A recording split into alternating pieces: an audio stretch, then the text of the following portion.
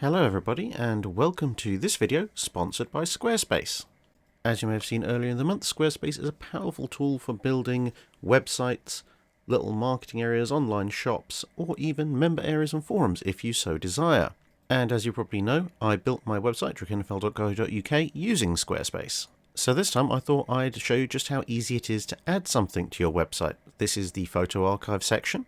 So if I head over to Pages, and then I hit Add, and from there I can choose an existing page layout to go with, which in turn leads me to this menu page, and then I can select a gallery page.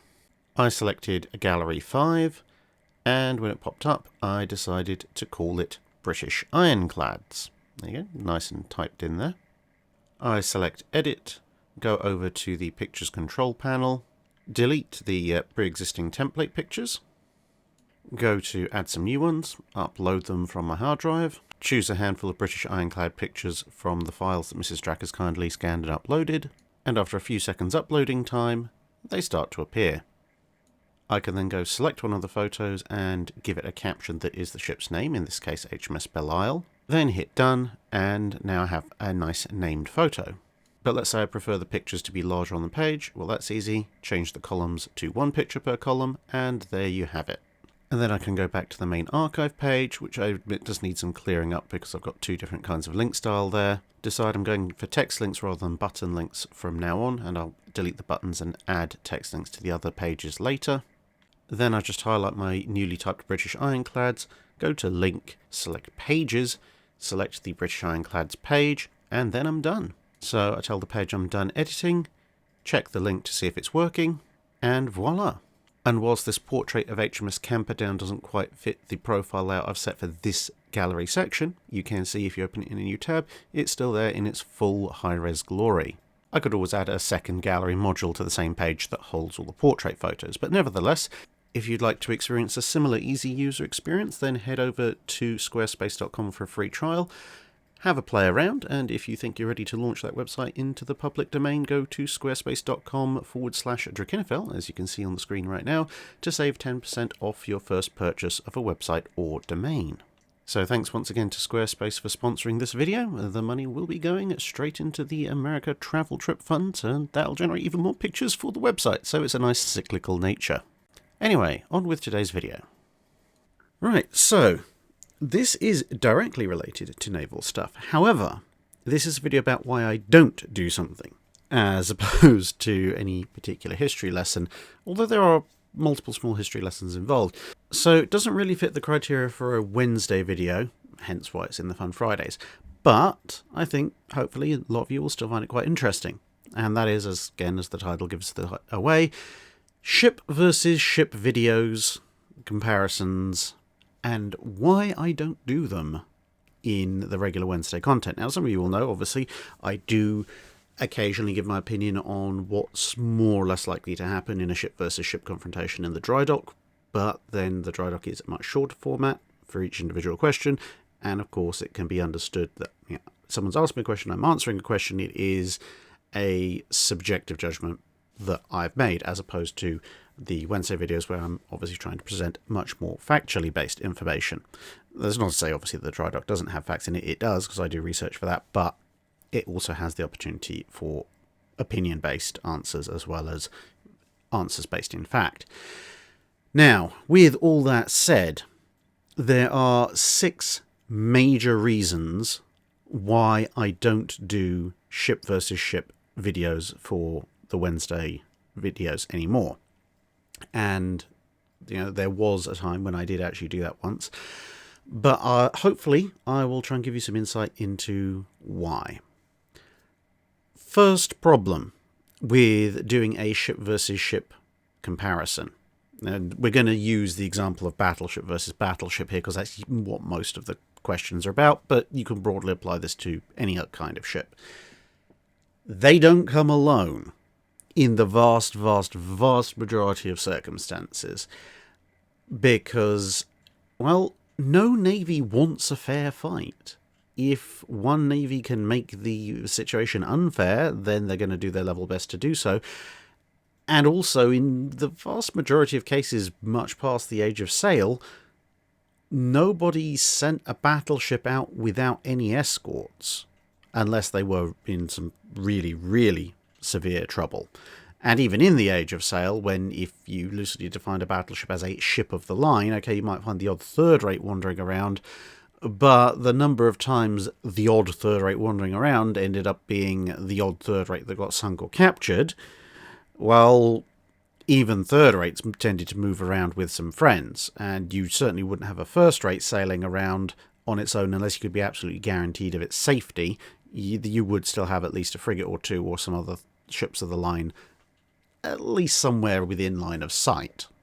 And as you get the threat of things like torpedoes and aircraft coming around, so into the 20th century, this becomes far, far, far more evident. So when Yamato gets sent out in Operation Tengo, for example, it's often presented as Yamato's final charge, and yes, to an extent it was, but it also had nearly a dozen escorts with it. The Battle of Surigao Strait, one Japanese battleship ends up facing off against how many? Oh, yeah, half a dozen American battleships, even if not necessarily all of them get to fire on it. And a lot of supporting elements as well, cruisers, destroyers, PT boats, etc. And it also wasn't actually on its own. There was another battleship and the Megami and some destroyers with it. The fact that the rest of them didn't survive long enough to take part in that final confrontation is, something of a often overlooked detail. And if they had survived, then obviously it wouldn't be a 1, in this case 1 versus 6.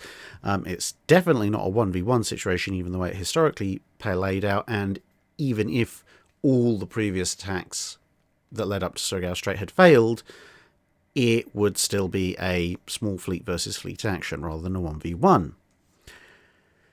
When you look at the Battle of the Denmark Strait, or Bismarck's final action, which incidentally, weirdly enough, doesn't have a battle of name, in no case is it a 1v1. Bismarck has Prince Eugen in the first instance, doesn't have Prince Eugen in the second, and in the first instance there's Norfolk, Suffolk, Hood and Prince of Wales, even if the cruisers don't manage to get fully stuck in. And in the latter confrontation, well, there's Rodney and King George V, but there's also Dorsetshire and a bunch of destroyers and a few aircraft from Ark Royal, which is nearby if they were needed. And yeah, it's still not a 1v1. Then you might think, well, surely there's some battleship duels. What about the Battle of the North Cape? That's Scharnhorst versus Duke of York. Yes, technically, if you look at it at a surface level, but that's more Scharnhorst once it's lost its escorting destroyers versus Duke of York and Jamaica and Belfast and Sheffield and Norfolk and a whole scad of destroyers. Yeah, Duke of York versus Scharnhorst is probably still an unfair fight in Duke of York's favour, but again, the British didn't need to play fair and they didn't want to, so they brought a whole bunch of friends with Duke of York just to make extra doubly sure that Scharnhorst didn't get away. So when you go looking for single capital ship versus single capital ship actions, it's actually incredibly difficult to find any. And that in turn means that any kind of historical precedent that you can get from either those two specific ships or classes of ship facing off against each other, or 1v1 capital ship engagements in general, or even how ships as a whole might perform on their own as compared to in fleet actions, which is kind of 1v1 in general, I suppose, or how that particular class of vessel performs in a 1v1. All that historical data that you could point to in most other hypothetical situations simply doesn't exist. I mean, even Hiroshima versus Washington, the lead up to and aftermath of, still involves US destroyers, USS South Dakota, and a whole bunch of Japanese ships. And whilst the Hiroshima versus Washington gunfight, you might argue was a full 1v1, the circumstances that led up to it only led up to it because the Japanese were firing on South Dakota in the first place, and Washington did receive return fire from more than just Hiroshima. So, to sum up, point number one, there's precious few actual 1v1s. Most ships, especially capital ships, when they fight, do so in groups, in company with friends, unless they've been forced into a corner in very adverse circumstances. So it's a fairly unrealistic engagement with very little historical basis to back it up. Point number 2. The time and weather that the engagement takes place in. This can have a huge influence on how the battle goes. Now, there's 2 main ways that this affects things and a few subsidiary ways, but the 2 main ones are, firstly, the more eternal one, which is the time of day. So we're assuming that there is some kind of daylight here because night is a form of weather, believe it or not, as far as Navy classification goes. But if it's dawn, noon, or dusk, that is going to affect how accurate optical range finding is. This happened at the Battle of Coronel. It happened in numerous battles. Simply put, if the sun is rising or setting, there are periods which are both advantageous for and disadvantageous to ships, even if they're in exactly the same position, and that changes on a fairly quick time basis. Now, the reason for that is if the sun is right low on the horizon, i.e. you're talking about the sort of half-hour-ish of sunrise and sunset, obviously varying on your latitude, that means that a ship that is closer to the sun is at a significant disadvantage, and the ship that is further away has an advantage, because the ship that is more towards the horizon will, relative to where the sun is, will end up being silhouetted by the sun, and the ship that is further away ends up being very difficult to pick out because it's still very murky. There's no bright background for it to be silhouetted against, and it is also, at the ranges we're talking about for especially 20th century gunfire, probably still physically legitimately slightly darker over where it is as opposed to where the ship that's being silhouetted is. And as I say, this is what happened at Coronel. Amongst other things, von Spee was able to time the engagement such that the British ships were highlighted against the sunset in that particular case, and the British ships had to fire into the darkness, which made it much harder for them to see anything. So if a fight takes place at dawn or dusk, that might be the situation, but the situation flips around either a few minutes before or a few minutes after that first situation, depending on which of the 2 circumstances you're looking at, because if the sun is slightly higher in the sky, then if we're talking the sunward side ship, I guess, we'll be able to see the darknessward ship, because now the sun is high enough to highlight it perfectly well against the background of, the darker skies and seas. And in terms of the ship that previously or subsequently would have the cover of darkness, now a low but full sun is going to shine right into the eyes of any optical range-finding equipment, which, don't look at the sun generally, especially don't look at the sun through a pair of high-power magnification lenses, because then you die. Well, you might not die, but you'll definitely have your eyes burned out. You'll probably wish you had died, and perhaps more importantly, you won't be able to tell anybody what the range is.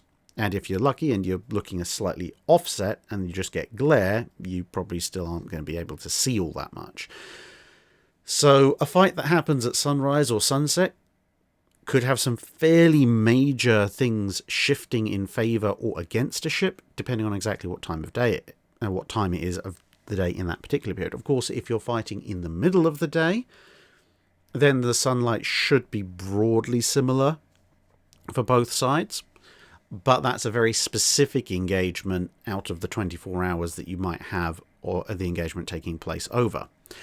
And then you get to the weather involved, which includes the hours of darkness. So anything that completely broadly obscures your ability to see, whether that be fog, heavy rain, mist, which I suppose fog and mist are similar, plus obviously darkness, that can have a huge impact, because some ships will have an ability to see through that or perceive things through that, such as radar, for example, in World War II, significantly better than ships of the other side. And when it comes to night, obviously, night fighting techniques, the Germans in World War I, the British and the Japanese in World War II, would have a leg up over everybody else who was an Admiral Lee in most circumstances.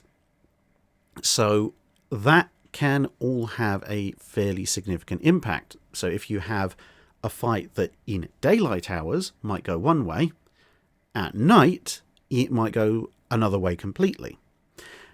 And that's before you take into account what most people would think of as quote-unquote actual weather, things like high sea states, because again, in perfectly calm daylight sea conditions, if you take the two Scharnhorst and put them up against a Renown class battlecruiser, I'd say it's probably fair to think that the two Scharnhorst would have an overall advantage. But then you get to something like the action of Lofoten, where exactly that scenario occurs, and a number of other factors which we'll talk about later aside.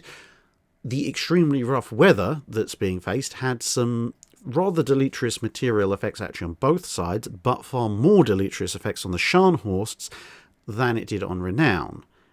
And that's partly because, frankly, Renown was a better sea boat in the first place, but also because of the alignment of the ships relative to where the weather was coming from, the wind and the waves. And as a result, Scharnhorst and Gneisenau decided to make a break for it rather than trying to fight Renown, and Renown tried to chase them down. So you have this whole mixture of things. If you're going to set up a 1v1 ship versus ship engagement in a hypothetical, you've got to tell me what time of day it is, what the weather conditions are like, and so on, and what the lighting conditions are like, and etc. Because any number of things could give one side or the other a completely decisive advantage, even if, on paper, the other side has a massive advantage. So to cite another example that sometimes gets asked, Bismarck versus Warspite. Sure, put them in a flat calm in the middle of the day, and Bismarck has a very, very significant advantage over Warspite. Put them in a night action, perhaps in really bad heavy weather, and given that Bismarck either ends up with broken radar or knocks its own radar out quite often, if it's extremely low visibility, somewhat rough seas, and Warspite's got its radar working, well, Warspite actually has quite a significant advantage there, which perhaps people definitely wouldn't expect, again, just comparing things on paper. And then third, you have the exact time period, which is related to the equipment that a ship will have. This is a huge and very, very difficult field to work your way through. And the reason for that is that equipment changes can make huge impact on how well a battle is going to go, especially when you're talking about World War II. Because obviously World War I, you have the question of, did a ship have central director range finding or not? Okay, that's somewhat important. But other than that, if you assume that either both ships have it or both ships don't have it, most of the time you assume both ships do have it, even if it might not be strictly true. If you match up two World War I capital ships in 1914 and you match up the same two capital ships in 1918,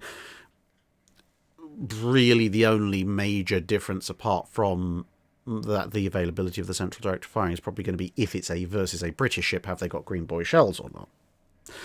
So it's not too bad an issue at that point, at least from one perspective, whereas in World War II it's all over the shop. Radar, weapons fits, etc. all change quite dramatically. And even what kind of radar, not just whether or not a ship has radar, but what kind, because are you talking about, for example, if you're going to use a US ship, is it going to be carrying a CXAM radar? Is it going to be using an SG radar? Is it going to be using some other form of radar? All of that, if you're taking a night engagement or a bad weather engagement into account, could make massive differences to the performance of that vessel compared to whatever it's going up against. And the existence of ships plays into this as well, because and another one I see trawled around the internet quite a lot, but fortunately hasn't come up too much on the channel, Iowa versus Bismarck. This is a match that has no fair comparison.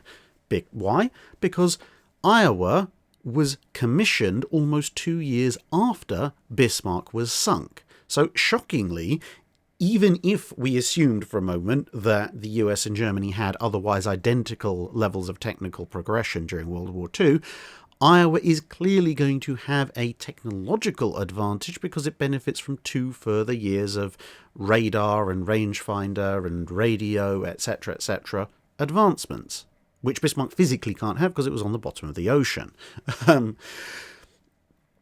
And, that's ignoring the fact that obviously Iowa's design is also a more recent design, which is why it's being built and commissioned later, etc. But, that's perhaps less of a factor than the technological one. And this goes further, and this is one of the things that really irritates me when I see it.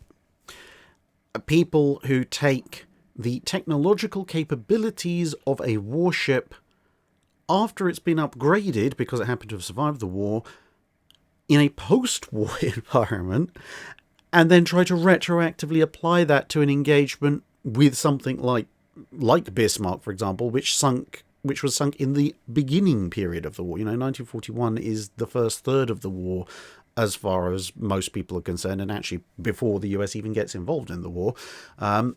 But the particular quote that I find it really grinds my gears is anything to do with a US ship.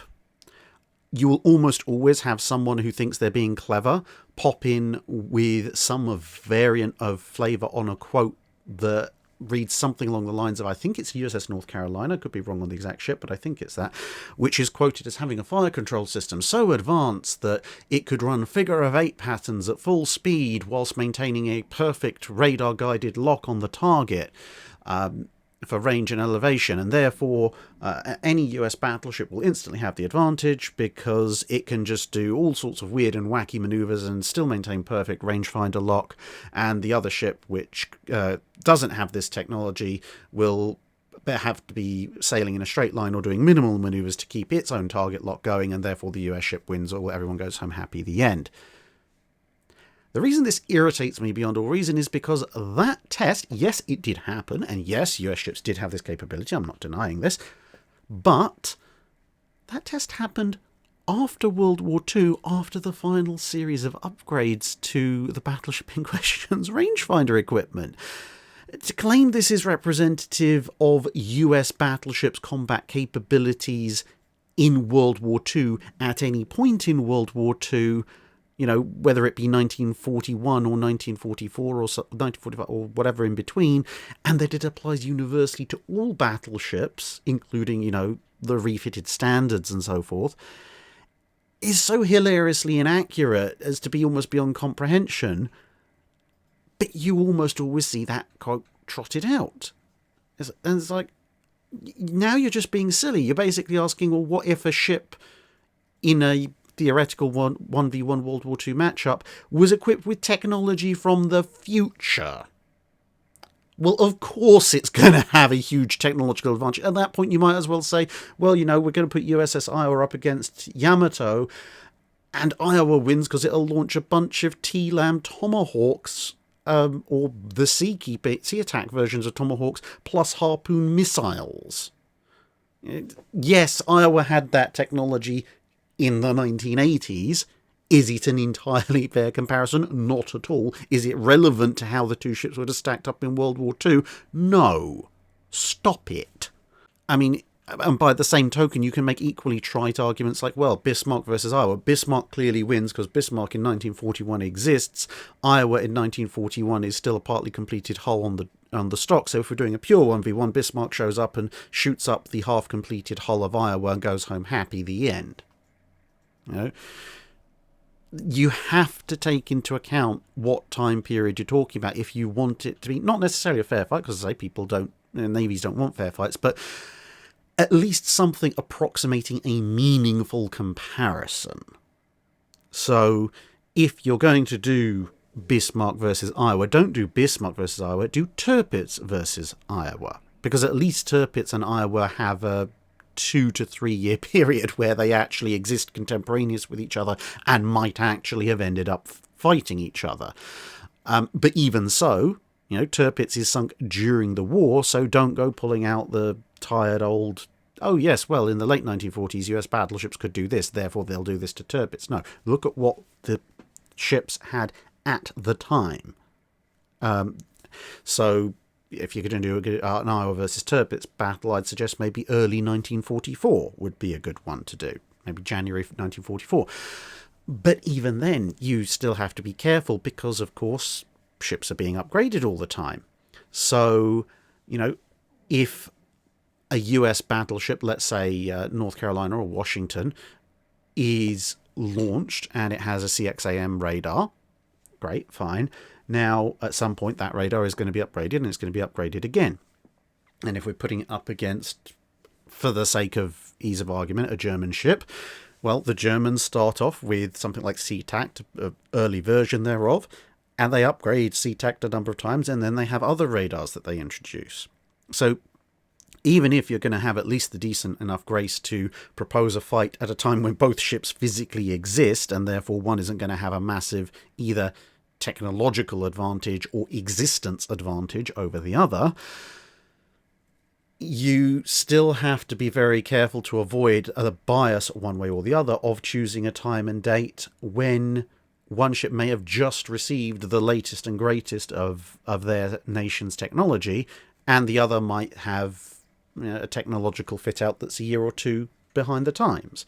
So, do you want to have Tirpitz with with it fighting on, say, the first day after it's fitted with the German equivalent of full radar guided blind fire technology, and put it up against a US battleship that on that date hadn't had the same from the US but might have had that technology refitted to it 3 or 4 months later? Again, at that point you're more looking for a result than asking what a rational 1v1 fair matchup is. So you then have to make the decision of, are you going to be slightly more flexible with things and say, well, this was this nation's equivalent of a blind fire radar system. This is the other nation's equivalent of a blind fire radar system, assuming that both nations actually developed such a thing. And maybe this ship was equipped with it in the beginning of this year, and this ship was equipped with it 9 months later, or whatever. But we're going to assume, for the sake of our discussion, that they both have this system, and that one hasn't moved on to better and greater things. And then you have at least a meaningful comparison. The ships are equipped with as good as each nation can get, again, assuming that they developed those systems in terms of fire control. And it's reasonable that they might have met up in those circumstances had situations been different, or maybe perhaps it's different ships from a class, because obviously not every ship in a class gets the same refits at exactly the same time. But this is the level of granularity you have to go down to when it comes to the time period and the equipment that the ships actually have.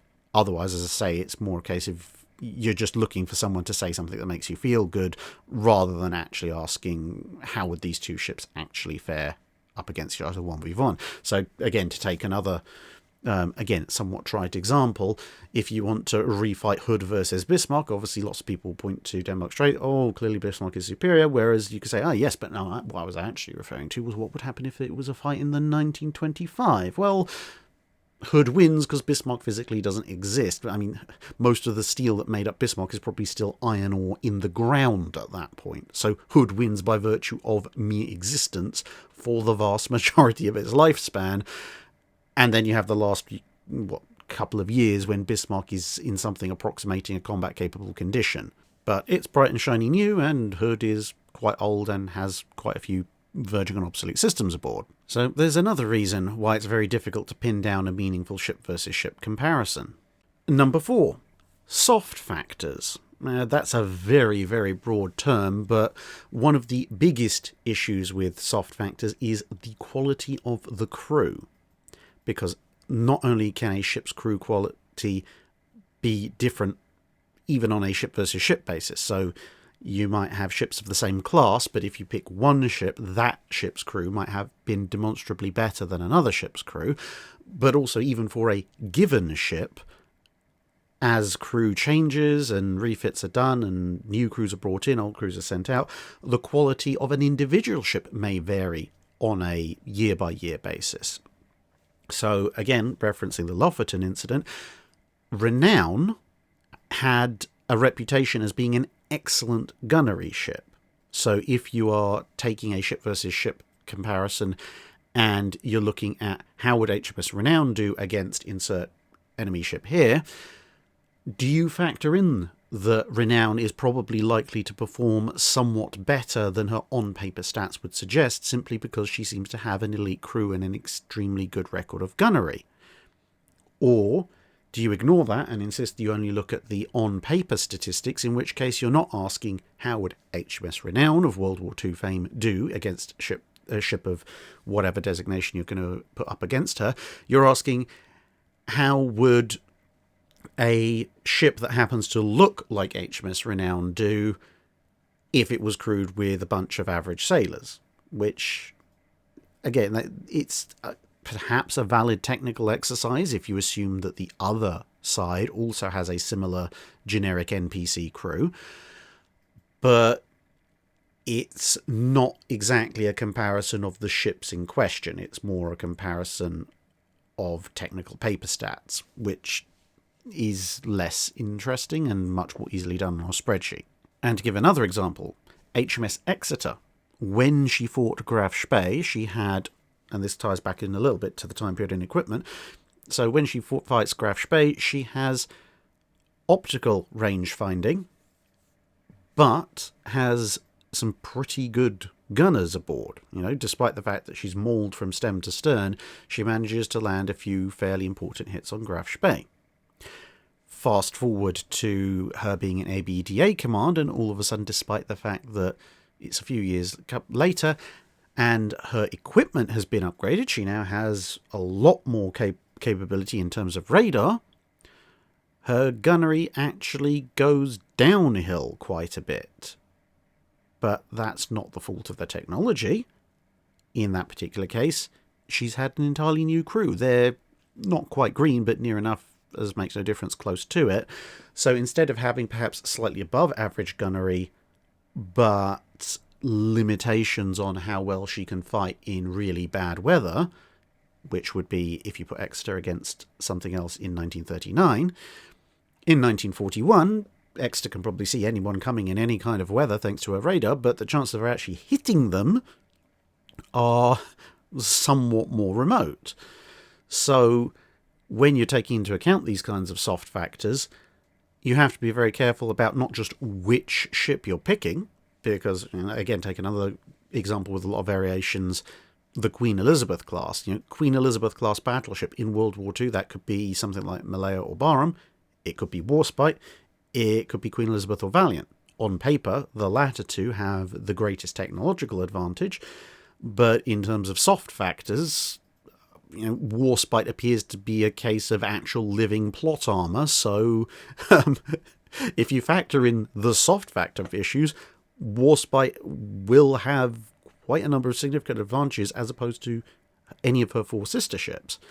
But then if you account for the soft factors, but somebody who's reading or listening to what you've published doesn't, then that starts off a whole other set of arguments. Oh, well, no, you know, Warspite only has this technological capability and this ship is technologically superior, therefore this ship will always win, and you're just being silly by asserting that it could in any way, shape or form stand a chance. It's like, okay, if that was a purely technical discussion, you might be right, but I've chosen to take the soft factors into account. Oh, yes, well, you can't fully quantify them.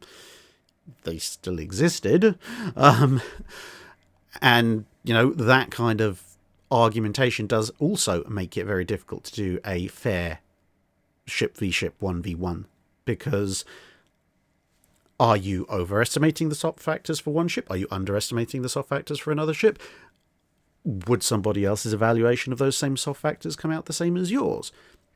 The further away, and this is the thing, the further away you get from the strictly quantifiable, the more and more subjective it becomes. But if you ignore things like soft factors entirely and go for purely what's on paper, well, then it's not actually representative of the historical vessels anymore. You're more creating a kind of alternate universe dimension version of those vessels, which is less informative about their actual capabilities. And then we get to factor number 5, misinformation. There's an awful lot of that out and about.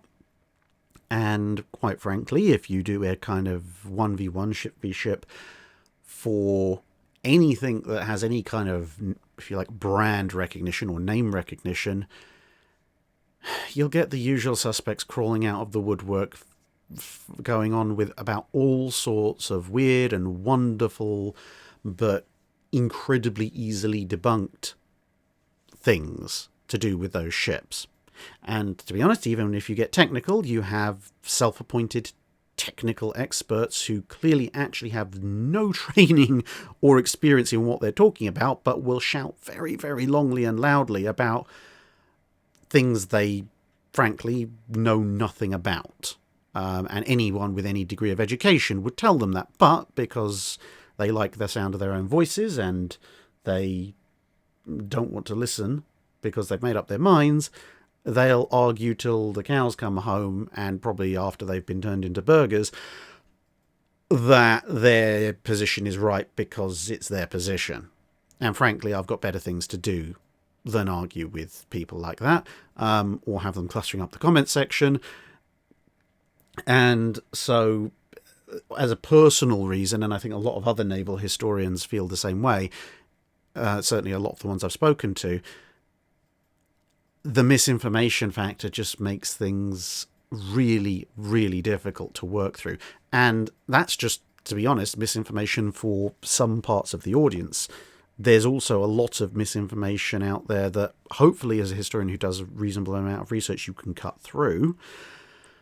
But some things become such, quote-unquote, common knowledge that you might be led into believing something, not because you particularly believe it, but because perhaps that's the only thing you've heard for a very, very long time, and it sounds reasonable enough, so you kind of go with it because it doesn't seem to be that important, but in actual fact it could be very important, or it could be completely wrong, and you open yourself up to legitimate accusations of not having actually conducted a fair and reasonable assessment because of a blind spot that you've hit. So, for example, let's take a one that has a lot of discussion going on about it, Italian shells. So, baseline, yes, Italian shooting and shell dispersion particularly has a number of recorded instances where it was hideously poor.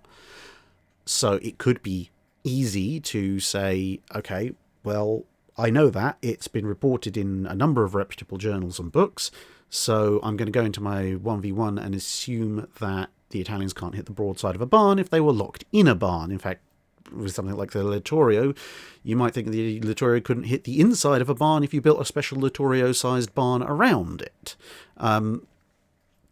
But it's not actually necessarily the case. That's not to say the Italian shell dispersion wasn't awful. In a lot of cases it was. But there were other cases in which the Italian shells actually had fairly good dispersion. And the fact that there is this variation means that there's actually quite a lot of interesting research to be done to try and figure out why this variable changes an awful lot. And I've mentioned in dry docks and such some of the various competing theories, and we'll be looking at those in more detail in the future at some point as well. But then this presents a difficulty when it comes to ship v ship comparisons with this misinformation. If you assume that Italian shell dispersion is always awful, well, you've fallen victim to misinformation. If you assume that it's always going to be good, you're going to get a lot of people coming out of the woodwork claiming it was always bad. And if you ask, well, are we going to use a situation where the Italians have normal shell dispersion, which they had in some instances, or awful dispersion, which they had in others, well, whichever one you choose, you're going to have one group of people or the other clamoring that you've got it horribly wrong because of the other. Or are you going to assume that every third salvo is bad and the other two are good, or every third salvo is good and the other two are bad, which is completely ahistorical, but I is trying to play to both fields and probably ending up not getting either. So I suppose this is probably the most, I would say, not necessarily the most personal. I mean, it is personal to me, but as I said earlier, it is also relatively widespread amongst a fair number of naval historians. You can, with the proper amount of research and reference materials to hand, cut through misinformation and, all other factors aside, at least from this perspective, present something that is a decent factual comparison. But the amount of grief you're going to get from anything that has any kind of significant following going just makes it really difficult to do the mental equivalent of getting up in the morning and going, right, I'm going to face this, because you know what's going to happen. I mean, I myself in particular have come across a few instances of some very loud people consistently decrying what I've said, not on anything that has any basis in fact, but simply because they have such a breathtaking misunderstanding of hydrodynamics and ship handling, despite, there being literal textbooks about this for both military and civilian sailors that you can get online and in bookshops all over the place. But no, apparently, 500 years of ship handling knowledge and basic physics, that clearly doesn't matter, because otherwise it would be inconvenient for their argument. And I despair about some of those people. At some point, you never know, I might get annoyed enough, irritated or bored enough to do a complete takedown of some of the more interesting abrogations of physical reality that people spout, but not today, because we're talking about ship v ship. And reason number 6, our final reason, random chance. That most beloved of things. The golden BB, the 1 in a million, in any kind of ship v ship comparison, whatever you come up with, assuming that you control for coming up with a circumstance where the ship is somehow alone. You've specified the time of the engagement during the day. You've specified the weather conditions of the engagement. You've tried to make those as reasonably fair as possible. You've looked at the time period that the ships were in service. You've chosen a year where they were both in service and they have broadly comparable technological outfits for that year. You've controlled one way or the other for the soft factors about whether or not the crew might have been particularly good, or maybe the ship had particularly difficult mechanical issues at that particular point or whatever. You've eliminated all the misinformation that may be floating around surrounding that ship, and you construct your 1v1 and you're really, really happy with it. And then some unhelpful person turns around and points out that random chance means that when a battle somewhat similar to what you're proposing actually happened, it went a completely different way because something went horribly and spectacularly wrong or right, I suppose, depending on which side of the equation you're on, that can't ever be factored in to a kind of rational, calm calculation. And this happens all the time. I mean, taking just the voyage of Bismarck, for example, if you were to do a 1v1 ship v ship comparison of Hood versus Bismarck, Prince of Wales versus Bismarck, King George V versus Bismarck, or Rodney versus Bismarck, you'd come out with a bunch of different results. But when you look at the actual way that those 4 British capital ships ended up fighting Bismarck, Hood received what was basically a 1 in a million unlucky hit. Exactly how that came about, you can debate that, mostly depending on whether or not you believe that Hood was in the process of turning and how far through the turn she was. That's a completely separate issue to be discussed in another video. But as long as you haven't fallen victim to the kind of misinformation that Hood had the same kind of ammunition handling capabilities as something at the Battle of Jutland, for example, I think the broad consensus of historians is that what happened to Hood was a very, very, very unlucky thing that if you ran that same battle 1,000 times over, probably wouldn't have occurred. But it did in that battle. It's 1 in a million shot. Very, very random chance.